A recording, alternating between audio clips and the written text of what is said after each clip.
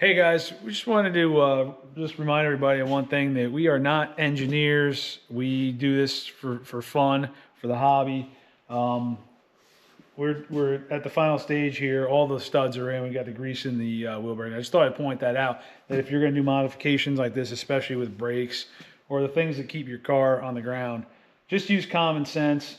There's absolutely no reason that this should fail, but I just want everybody to use common sense when they're doing it. You know, when you machine the rear or something like this, you know, to get rid of these supports in here, these little gussets, you know, don't go grinding in super deep and making big cut marks. Every time you have a cut mark like that, it's a stress riser where a crack can start. If you're doing this kind of thing, just use common sense. Ask some people that know, or like I said before, take this to a machine shop. Those guys know metallurgy pretty good, and I think it's just something that can be done. It can be done fairly easy, fairly cheap, and it just opens up a whole world of rims. And you know, if you want to run something a little bit like an older style wheel, it's really hard to make an older style wheel fit. And I think that no matter how you look at it, this conversion is way safer than putting a wheel adapter. Those wheel adapters, they suck. They don't belong on anything. They shouldn't be put on the road. They're dangerous. I've seen more of those things fail, come loose over the years. This is way safer, in my opinion. And just have fun, but be safe. Hey everybody, welcome back to Snafu Performance Garage. What we're doing here is we're going to change the bolt pattern in our OBS brake rotor. Many of you know these trucks came from the factory with a 5-on-5 bolt pattern. 5-on-5 means there's 5 wheel studs and they're in a 5-inch bolt circle. Okay, what we're going to do is pop out these studs on this rotor, and we're going to mark this, and we're going to take it over to the mill.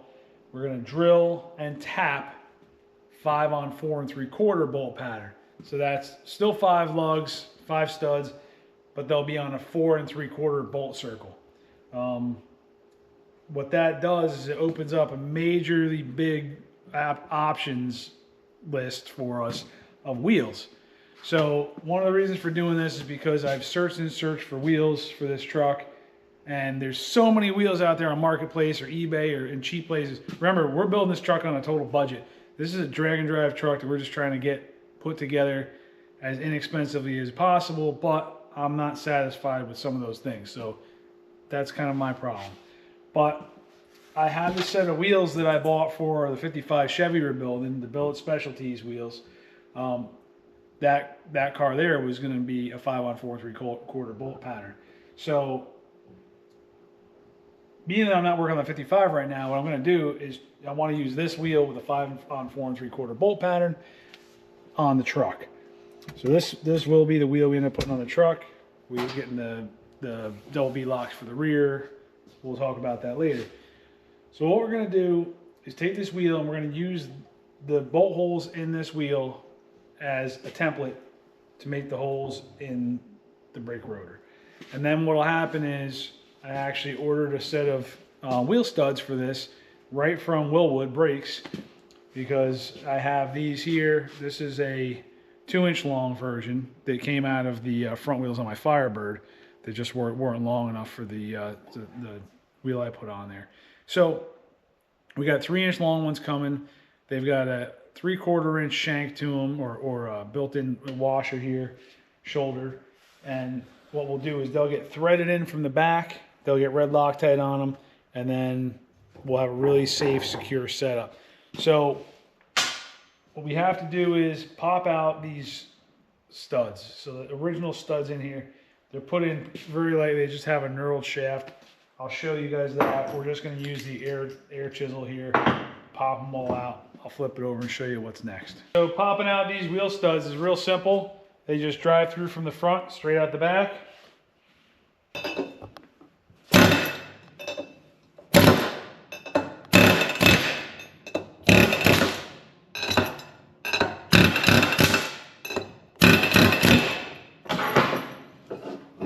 All right, that was easy enough. So for those of you that don't know how a wheel stud is held in, it's really simple. There's a hole that is made a little bit undersized, and then there's a shank on this wheel stud, and it's got these ribs that are just, it's called a knurling. So the knurl is bigger than the hole it's going into. So this gets pressed. Typically us at home, we're going to just knock this in with a punch. This will get pushed into that hole from the backside, and then those little knurlings hold everything in place and keep it from spinning when you're trying to get your lug nut off. So that's really it. It's a lug nut, real simple. That's how you would change one if you've never done it before. All right, the next thing that we're going to do is we're going to take this reluctor ring off, because our truck isn't using a reluctor for this is for the ABS. So again, for those of you that don't know, this is what your ABS sensor would read against, and each one of those cutouts would have a magnetic pulse at the raised portion, and it would lose that magnetic pulse at the valley. So you have your peaks and you have your valleys, which gives the computer, the ABS module, the feedback from the highs and lows to let the computer know the vehicle's spinning, or the wheels spin at the same speed. So when your one wheel would lock up and your other wheel wouldn't, it would trigger ABS. Or if both wheels locked up and the back wheels didn't, it would trigger ABS. If anyone wanted to know, there you go. That's the tip of the day. That's your reluctor ring. But for this truck, we don't need it. So we're gonna knock this off. We'll flip it over. We're just gonna get a punch. Just get a long punch. You can get in there. You're probably not gonna be able to hit it on just one side. Just give it a couple good shots. Alternate. Sounds like it's off already. That's it. This one cracked on the way off. Probably because I was beating it so hard because I didn't care about it. But that's it. That's what controls your ABS on the mechanical side of things. And like I said, there's a sensor that is just going to ride along this edge, and then that sensor will give the feedback to the computer. So there you go. In this case, right there in the trash. So in this situation, we're going to put our new studs in between the old large holes. Okay? What's going to happen is, because we're bringing that bolt pattern in a little bit, making that bolt circle smaller by 1/4 inch, it's going to run into this lug. So what we'll do is we're going to drill from the front. We'll match mark it. We'll drill everything from the front. We're going to flip it over, and we'll use the center of that hole to line up our end mill on the milling machine. We're going to come right straight down, and we'll make this recess. Now, I'm not going to make my recess as deep as this. I'm just going to touch the surface. I already have a measurement set up that I have in mind. But what that's going to do is just give me extra meat. Now, there's over a 1/2 inch of surface here. I mean, it's never going to go anywhere. It's not going to be weakened at all. But we'll just mill into here, make it nice and clean. And, you know, you could do this at home. But the thing is, when you tighten this aftermarket wheel stud, this is an ARP wheel stud. When we tighten this down, you want this flange here to sit flush and tight against a metal surface, a finished surface. You really wouldn't necessarily want it to sit against a cast surface, because this surface is definitely not flat. Well, I can promise you, this surface is not flat. It may look flat to the naked eye, it's not flat. So you'll be able to see that when we start milling it. You'll see where it takes more material off the inside or the outside, or left or right first, until we get it down to where we want it. I know I'm fortunate enough to have a milling machine, so I can do it very accurate. No, nothing says that you can't do this with a regular drill press. Maybe you have access to a mag drill. You can clamp it to your workbench, use a mag drill to do this. Or worst case, you could probably get away with using a regular drill and a drill bit. So we're going to flip this over. Now, one thing I'm going to show you, I want to mention, is you have to pay attention, close attention to your pilot hole. You can see right here is 3.055. Okay, that's pretty much your standard. That's the actual measurement of this pilot. It's 3 inches. 3.055. So the reason I'm making this very clear to you is that not all aftermarket or factory wheels that are 5 on 4 3/4 bolt pattern are going to have that size pilot. If you have a smaller pilot, this won't work for the rim you're using. I measure this and we are about 12 thousandths larger here. So this is 3.055. We're right around 3.067 or so on the inside of this pilot hole. So what that means is this wheel will fit over this pilot of this rotor. Now what you do have an option where you could machine down this collar, and people do it. You can take this hub down and just turn it to the size that you need so that this pilot fits your rim. In our case, we're lucking out, we don't have to do that, but that is an option. You could do that. You just take it to a machine shop and tell them what you're trying to do, and most machine shops are probably going to have no problem just taking a couple thousandths off of this. I'm not really sure what the measurement is. I haven't found a rim yet that I have that won't fit this, but I know that there's rims that won't fit it. I've talked to other people that have had that issue. So just keep that in mind. So what we're gonna do is take the wheel and we're just gonna center it. It doesn't have to be 100%. We're gonna center it between the existing wheel stud holes. You can see I have the hole in between, and my studs are right here and here. So what I did is I took these 6 thousandths feeler gauges and I triangulated them. Okay. So we're going to take one there, and they're all 6 thousandths, and they fit real tight and snug in there. Okay.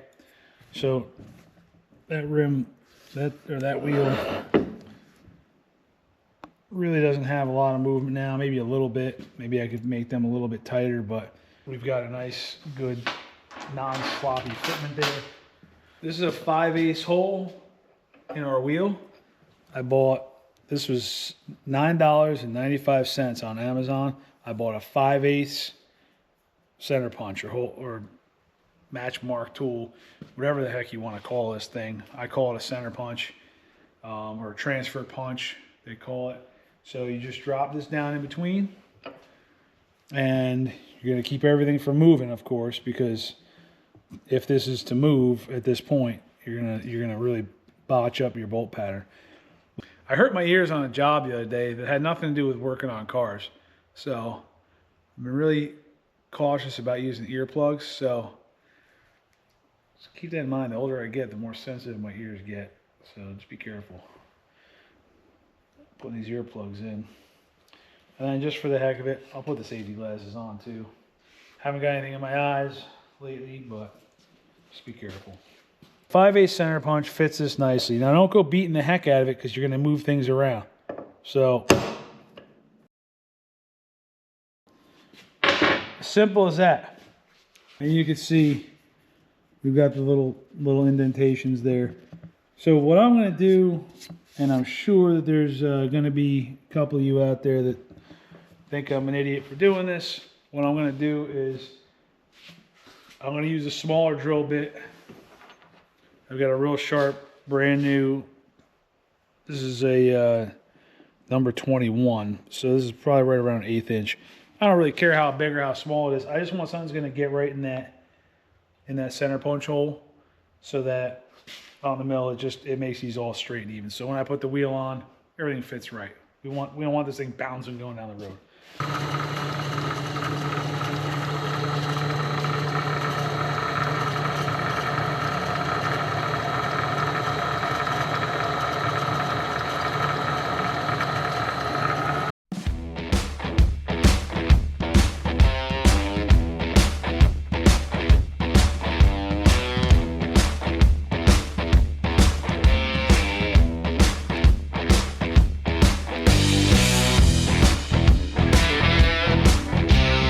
So I set the mill to the slowest speed.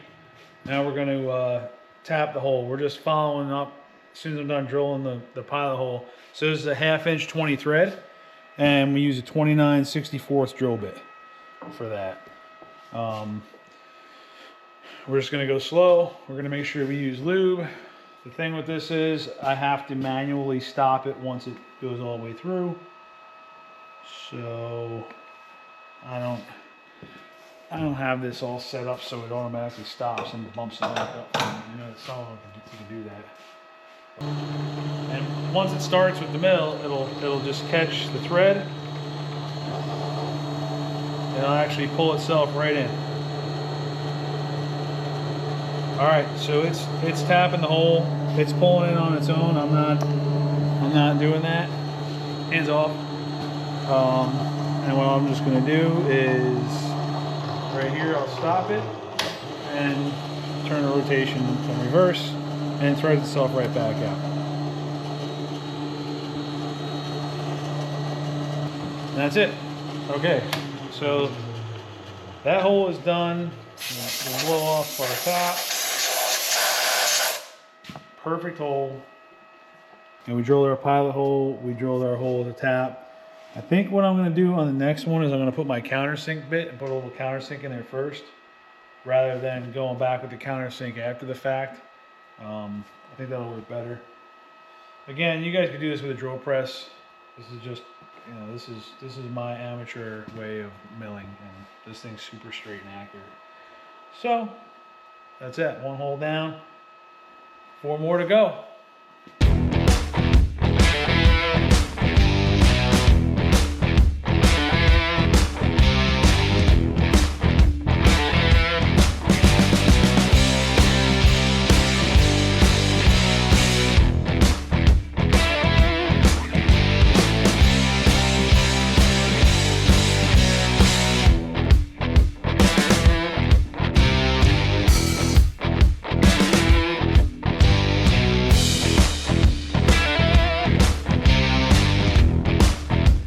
We're all done with the front side of the rotor. We've got all 5 holes made. We countersunk them, we tapped them. Everything turned out beautiful. What we're gonna do now is we're gonna flip it over, and there's some webbing on the back side of this that we're gonna have to cut out of the way with this end mill. So we'll get the end mill chucked up, we'll flip it, we'll clear everything out of the way, and then we'll go back through one last time with the countersink, and we'll hit all those, the other side of the hole with the countersink. That way we can put our studs in. So here in a little while, we should have all our studs in, and these rotors are done and ready to go on the car. Truck in this case. Hang out with us a little bit longer and see what we do on the backside.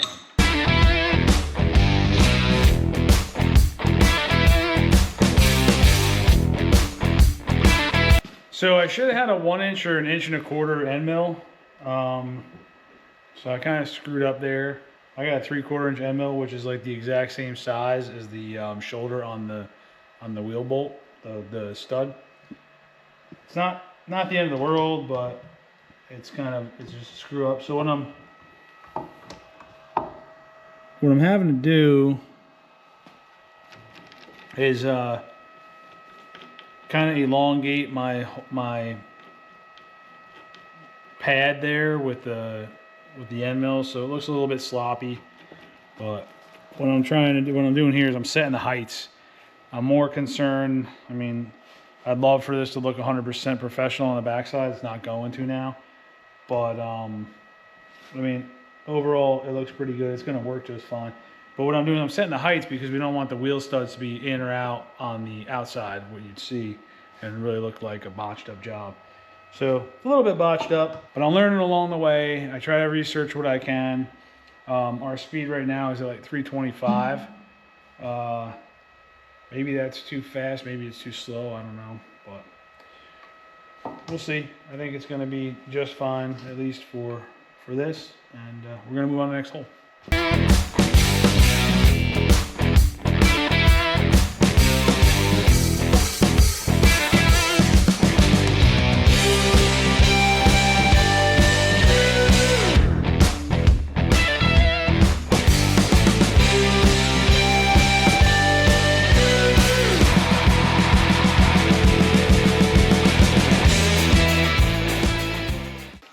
So we got our new box of wheel studs. They're fully threaded wheel studs. These are These are right from Willwood. Oh, here's the part number. They're 1/2 inch, 3 inch long. You don't need a 3 inch long. Like if you're using a steel wheel or something that, like we want to have these sticking through our lug nuts so that there's no question from the NHRA techs that the wheel stud's long enough. It has to have enough engagement into the wheel stud or the wheel nut in order for us to pass the tech inspections. If you're just driving this on the street, you just want to make sure you have enough thread engagement for whatever lug nut you're using. So you could definitely get away with the shorter wheel studs. You don't need the 3 inch. In our case, we do. There you have it. 4 3/4 bolt spacing. I will set a rim on.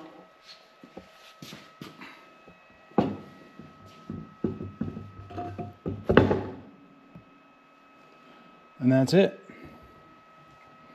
That is perfection right there. So, like, you know, for our purposes with NHRA, I wanted this longer stud. That way, when they come by the car, they check it out, you can see that stud. Look how far out it's sticking. In most cases, yeah, it's unnecessary. But when I used the 2 inch one, it would have had a hard time sticking through a conventional, you know, a standard wheel nut. So in this case, they're going to see plenty of stud protruding through. There'll be no question at all whether or not they're aftermarket and they're strong enough and they have enough penetration. Now, if you're doing something a little more showy and you want to, you know, cover these lug nuts up, obviously you got to put the right length in there, and you know, always check your minimum penetration into a lug nut. You always have to have enough thread grabbing that lug nut. I don't want anything less than 1/2 to 3/4 of an inch of thread coming through into my lug nut. Even if I have to put a taller lug, I want as much engagement as possible, so there's never a chance of stripping either the stud or the lug nut out. Remember, this is what's holding your wheels on the car. It's got to be strong. It's got to be safe. So that's it, everybody. That is how we put a 5 on 4 3/4 bolt pattern on your 5 on 5 rotor, so that we can put a conventional 5 on 4 3/4 wheel on our OBS truck. You can do it at home. I would even say you could do it with a hand drill if you felt you were accurate enough. But keep in mind, if you have one of these crooked, it's gonna be off. If you have them going lopsided, it's not gonna be right. It's not gonna be safe. I suggest either having a local machine shop do it, or if you have a mill or you have a good drill press that's gonna keep everything straight and you have a way to clamp it down, you can definitely do this on your own. Or like I said, local machine shop could probably do it for a couple $100, and then you have a custom rotor, custom hub on your OBS truck, and you have a tremendous amount of wheel selection. If you even paid $200 or $300 to have this done to your hubs, it's going to save you so much money and open up the wheel selection tremendously for the front of your truck. So that's the scoop on that. That's how it's done. Worked out awesome. These babies will be on the truck soon.